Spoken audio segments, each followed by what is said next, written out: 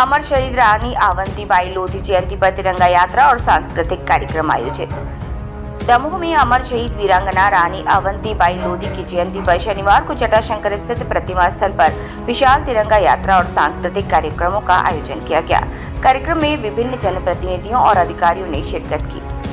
संस्कृति राज्य मंत्री धर्मेंद्र सिंह लोधी ने कहा कि अमर शहीद किसी एक समाज के नहीं होते, उनके योगदान से पूरा समाज प्रेरणा लेता है।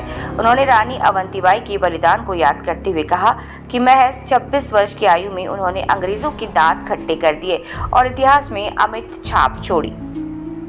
पशुपालन राज्य मंत्री लखन पटेल ने बेटियों की शिक्षा और अवसरों पर जोर देते हुए कहा कि हमारी बेटियां भी रानी अवंतीबाई जैसे कारनामे कर सकती हैं।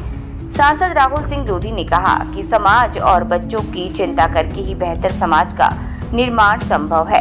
उन्होंने रानी के जन्म और बलिदान दिवस को हर गांव में मनाने की बात कही।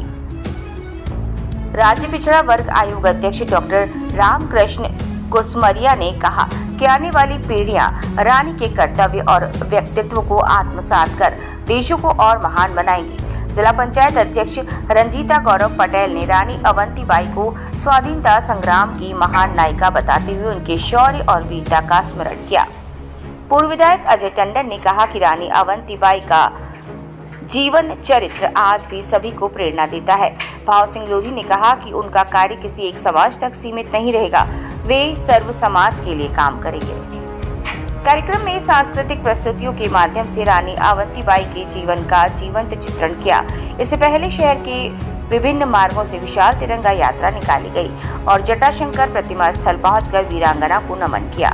अवंतीबाई हो, चाहे रानी दुर्गावती हो, चाहे झलकारी बाई हो, ऐसे एक नहीं अनेकों उदाहरण इस देश में देखने को मिलते हैं जिसमें वीरांगनाओं ने, हमारे अमर शहीदों ने जब देश पर आताताइयों ने आक्रमण किया तो हमारे अमर शहीदों ने, हमारी वीरांगनाओं ने उन आताताइयों के दांत खट्टे करने का काम किया है। साथियों, कहा गया है कि शहीदों की चिताओं पर लगेंगे हर बरस मेले, वतन पे मरने वालों का यही बाकी निशान होगा।